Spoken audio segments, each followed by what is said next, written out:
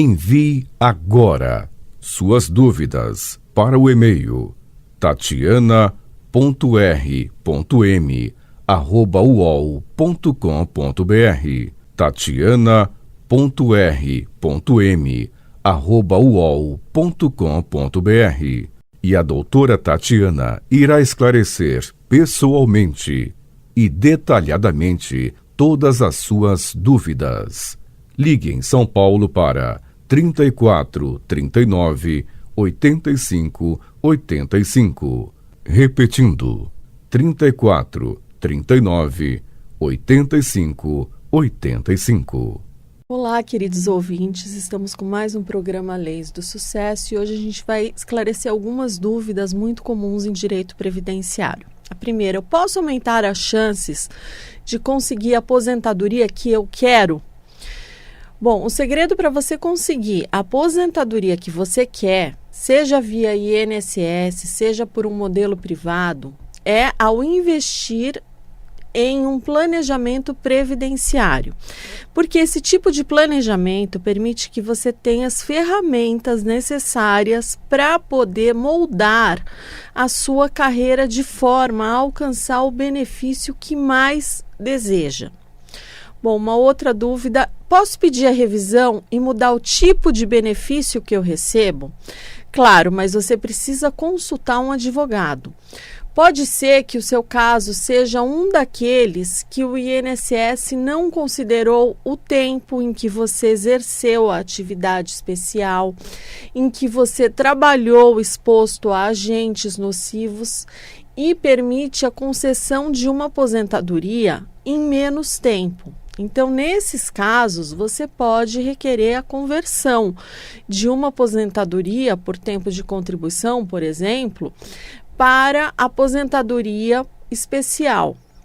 Bom, por que seria bom solicitar essa conversão? A análise, se essa conversão é o melhor para você, vai depender do estudo do seu caso.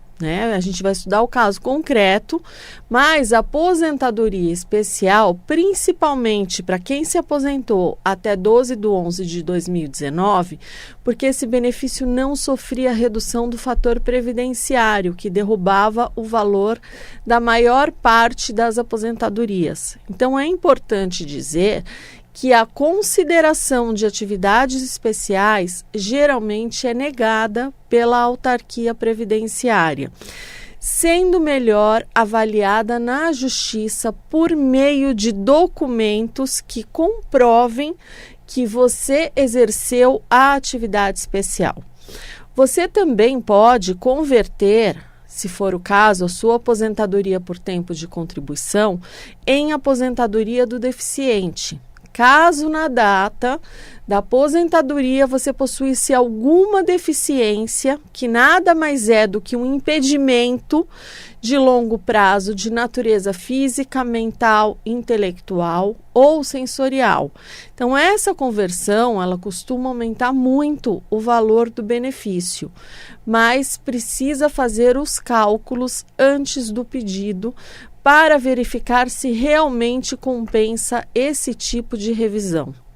Bom, como procede o INSS na aferição da deficiência? Bom, para classificar o grau de deficiência do segurado, se leve, moderado ou grave, é realizada a avaliação pericial médica e social que deve conformar que o fator limitador é o meio em que a pessoa está inserida e não a deficiência em si, remetendo à Classificação Internacional de Funcionalidades, a CIF. Então, o segurado ele será avaliado pela perícia médica, que vai considerar os aspectos funcionais e físicos da deficiência, como os impedimentos às atividades que o segurado desempenha.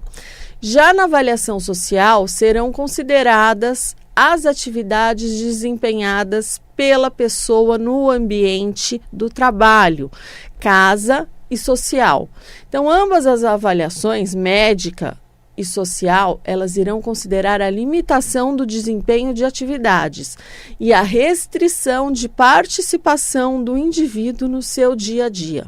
Então, por exemplo, um trabalhador cadeirante que tem carro adaptado e não precisa de transporte público para chegar ao trabalho pode ter a graduação de deficiência considerada moderada, enquanto um trabalhador também cadeirante com necessidade de se locomover para o trabalho por meio de transporte público pode ter a graduação de deficiência considerada grave. Tá? Então, para avaliar o grau de deficiência, o Ministério da Previdência Social e o Instituto do Seguro Social, com participação das entidades de pessoas com deficiência, adequaram um instrumento para ser aplicado nas avaliações da deficiência dos segurados. Então, esse instrumento, em forma de questionário, levará em consideração o tipo de deficiência e como ela se aplica nas funcionalidades do trabalho desenvolvido pela pessoa, considerando também o aspecto social e pessoal. Então, a avaliação das barreiras externas, ela será feita pelo perito médico e pelo assistente social do INSS por meio de entrevista com o segurado. E, se for necessário, com as pessoas que convivem com ele. Se ainda restarem dúvidas, poderão ser realizadas visitas ao local de trabalho ou residência do avaliado, bem como a solicitação de informações médicas e sociais, laudos médicos, exames atestados, o prontuário médico. Bom, a reforma da Previdência, uma outra dúvida, alterou algo em relação às revisões? Não, a reforma da Previdência entrou em vigor em 13 de novembro de 2019, trouxe muitas modificações, mas não alterou as regras da revisão de benefícios. Bom, qual é o valor mínimo e qual o máximo que eu posso receber pela aposentadoria do INSS? Os valores atuais são: valor mínimo do benefício é um salário mínimo de R$ 1.320 e o valor máximo é de R$ 7.507,49. Bom, essa pergunta, ela sempre bateu recorde, né? Viúvo ou viúva, pensionista do INSS pode se aposentar? Sim, a pensão por morte e a aposentadoria são benefícios diferentes. A pensão por morte é herança do companheiro, né, daquele companheiro falecido. Já a aposentadoria é direito daquele que cumpriu os requisitos mínimos para se aposentar. Pode receber os dois benefícios, só que após a reforma da Previdência, vai ter uma diminuição na pensão por morte e ainda o maior benefício sofre outra redução. Então, caso a pessoa receba os dois benefícios pelo salário mínimo, aí não vai ter redução nenhuma. Bom, todo mundo tem direito a se aposentar pelo INSS? Apenas as pessoas que contribuíram para a Previdência Social e cumpriram as condições exigidas para se aposentar por uma das 4 modalidades poderão obter o benefício. Então, quem trabalhou como dona de casa, por exemplo, sem nunca ter contribuído para o INSS, não vai poder se aposentar. Então, imagine que o INSS funciona como um seguro de carro. Então, quem paga o seguro e bate o carro terá direito aos reparos ou até mesmo um outro carro. O mesmo ocorre com o INSS. Quem paga pode receber aposentadoria se ficar doente, pode receber auxílio por incapacidade temporária, que é o antigo auxílio-doença. Então, caso ocorra o óbito da pessoa, seus filhos e cônjuges poderão receber pensão por morte. Já quem não paga não tem direito a receber benefícios, apenas o BCP-LOAS para pessoas deficientes ou idosos com mais de 65 anos e ambos em condição de miserabilidade. Bom, o desconto diretamente na folha da Previdência é obrigatório? Muitos aposentados que trabalham ficam aborrecidos quando se deparam com parte da sua remuneração descontada diretamente e em relação ao INSS. Então, lembre-se que empregado e empresa precisam realizar o recolhimento, não havendo formas de abrir qualquer tipo de negociação. Uma outra dúvida: se eu revisar minha aposentadoria, vou receber valores revisados de forma retroativa? Sim, e isso pode significar uma bolada para você em atrasados. Essa é uma situação que você precisa estar atento, pois é comum que o INSS pague somente as diferenças desde o pedido de revisão. Assim, vamos supor que você receba 2.560 de aposentadoria. Ao consultar um advogado previdenciário, ele verificou que foi considerado no cálculo da aposentadoria o aumento salarial que você obteve em uma ação trabalhista anterior à data da aposentadoria.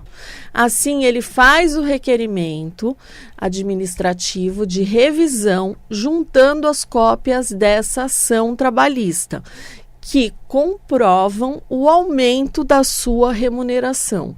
E o INSS revisa o seu benefício para o valor de 2.830. Então, um aumento no valor de R$ 270 na sua aposentadoria. Na via administrativa, você receberá os valores retroativos desde a data em que o advogado solicitou a revisão. No entanto, na via judicial, poderá ser cobrado os valores retroativos desde o início de vigência do seu benefício. Há discussão quanto a essa matéria na Corte Superior. Agora, no mínimo, será garantido o pagamento dos últimos 5 anos. Bom, é permitido continuar trabalhando após a aposentadoria? Sim. Mas é preciso prestar atenção a alguns fatores que podem proibir esta situação. O trabalhador que se aposentou na modalidade especial em razão de atividades com agentes nocivos pode voltar a trabalhar. Contudo, caso seja dentro da mesma atividade que fez com que ele se aposentasse, a atual aposentadoria será interrompida e não valerá mais. Além disso, o trabalhador ele também deverá voltar a contribuir com o INSS. Já para aqueles que se aposentaram por motivo de invalidez, não é permitido, em hipótese alguma, o retorno ao mercado de trabalho. Bom, isso porque a aposentadoria por invalidez, ou seja, antecipada em relação aos requisitos mínimos, só acontece em caso da impossibilidade da continuação do trabalho. Como solicitar 25% de acréscimo na aposentadoria por invalidez? Bom, esse serviço permite que o trabalhador que se aposentou por invalidez solicite um aumento de 25% no valor do benefício que recebe. Lembrando que o benefício só é disponibilizado para o aposentado por invalidez que seja dependente de terceiros para a realização de suas atividades diárias do cotidiano. Bom, uma pessoa portadora do vírus HIV, mas que ainda não desenvolveu a doença, tem direito a requerer o auxílio-doença e aposentadoria por invalidez. Bom, o fato dessa pessoa ser soro positivo não a torna incapaz para o trabalho, tá? Isso é importante a gente deixar claro, porque a concessão do benefício ela ocorre somente se a avaliação pericial comprovar que a pessoa ficou incapacitada de exercer suas funções profissionais. Então, o portador do HIV, ele pode também requerer aposentadoria por invalidez, desde que a sua situação seja atestada pela avaliação pericial do INSS. Bom, só quem recebe aposentadoria pode ter direito à revisão da vida toda? Não. Além da aposentadorias, por idade, tempo de contribuição, especial, invalidez da pessoa com deficiência, a revisão da vida toda, ela pode ser aplicada às pensões por morte, auxílios doença, auxílios acidente e auxílios reclusão. Então, vale deixar claro que os benefícios que eu acabei de falar podem ter sido aprovados ou aprovados diretamente pelo INSS ou na via judicial. A única ressalva é que tenham sido concedidos entre 29/11/99 a 12/11/2019. Agora, atenção, mesmo que você tenha se aposentado após a reforma da Previdência, você ainda pode fazer jus à revisão da vida toda, caso tenha se aposentado nas regras do direito adquirido, que foram anteriores, né, à reforma da Previdência, por ser um direito novo. A meu entender, ela não se aplica à decadência, porque antes da revisão do STF, os aposentados eles não poderiam requerer essa revisão, porque o sistema do INSS não estava apto a conceder benefício previdenciário considerando todas as contribuições do segurado, inclusive aquelas anteriores a 7 de 94. Por isso, quem se aposentou entre 29/11/99 a 12/11/2019, também quem se aposentou após, pela regra do direito adquirido, podem entrar com a revisão da vida toda. Como é que eu faço para saber se a revisão da vida toda vai aumentar o meu salário, a minha renda? Bom, você precisa procurar um especialista em direito previdenciário para que os cálculos sejam feitos. Além dos cálculos, o advogado observará os demais critérios, bem como verificará qual o melhor cenário para o seu caso, podendo, inclusive, identificar erros do INSS que podem ter te prejudicado na concessão do benefício em que você já recebe. Bom, a reforma da Previdência de 2019 afetou a pensão por morte? Sim, e afetou muito, porque antes da reforma o valor da pensão era de 100% da aposentadoria que o segurado recebia, ou 100% da aposentadoria por invalidez que teria direito. Para óbitos, a partir de 13/11/2019, existe uma progressão no valor a depender da quantidade de dependentes, podendo o valor variar entre 60% e 100%. Se apenas um dependente for receber a pensão, o valor será 60% da aposentadoria que o segurado recebia ou da aposentadoria por invalidez que teria direito na data do falecimento. Então, a cada dependente é acrescido o percentual de 10% por dependente e até atingir 100%. Então, um dependente recebe 60%, 2 dependentes, 70%, 3 dependentes, 80%, 4 dependentes, 90%, até 5 ou mais que vai ser 100%. Assim, a partir de 5, o valor será de 100%, como era antes. Além disso, antes da reforma, se um dependente deixasse de ter direito à sua cota, ela era revertida para os demais dependentes.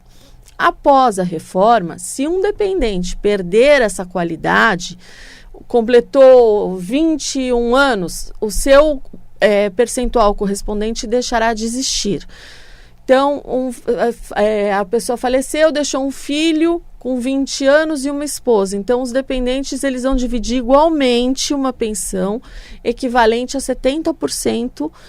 Quando o filho completou 21 anos, ele perdeu o direito a recebimento da sua cota e a sua mãe continuará recebendo 60% do benefício. Bom, ex-cônjuge e ex-companheiro tem direito ao recebimento da pensão por morte? Quem é divorciado ou dissolveu a união estável pode ter direito a dividir a pensão por morte com a viúva ou o viúvo do segurado falecido e outros dependentes se demonstrar que existia a dependência econômica. Se havia o pagamento de pensão alimentícia, a dependência ela será presumida e o pagamento da pensão por morte ocorrerá pelo tempo que faltava pagar pensão alimentícia. Bom, por outro lado, mesmo que não houvesse o pagamento da pensão alimentícia, é possível a demonstração da dependência superveniente à separação, mas anterior ao falecimento. Bom, o filho universitário com menos de 24 anos tem direito de continuar recebendo pensão por morte? A pensão por morte não se confunde com a pensão alimentícia, que é estendida até os 24 anos do filho que está frequentando universidade. Então, a condição de estar frequentando universidade por si só não garante o direito de continuar recebendo pensão por morte. Então, prevalecendo a regra geral do direito até os 21 anos. Se ocorrer a emancipação anteriormente dos 21 anos, terá também fim a pensão por morte.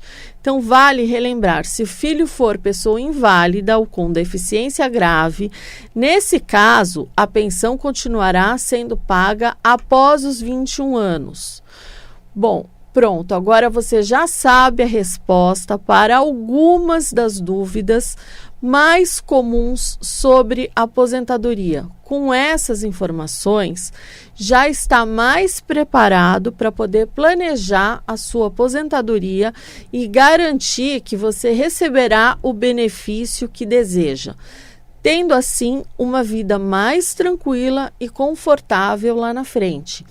Então, não deixem de fazer o planejamento, porque muitas vezes me procuram, as pessoas até choram, porque esperavam um valor, receberam outro, e aí vira toda aquela confusão. Então, você não vai deixar acontecer isso. Antes de você se aposentar, bem antes, aliás, quanto antes você fizer um planejamento, é melhor, porque aí você vai ter condições de saber com quanto você vai se aposentar, como você vai fazer, se você vai ter um outro, porque muitas vezes a pessoa pega e acha que se ela pagar pelo teto, nos últimos 3 anos ela se aposenta pelo teto. Essa lei mudou há muitos anos, então procure alguém que esteja, a legislação ela muda toda semana, então a gente precisa estudar isso toda semana, adequar, toda semana tem uma medida provisória, então assim, procure alguém que esteja estudando, que esteja informado de como está a Previdência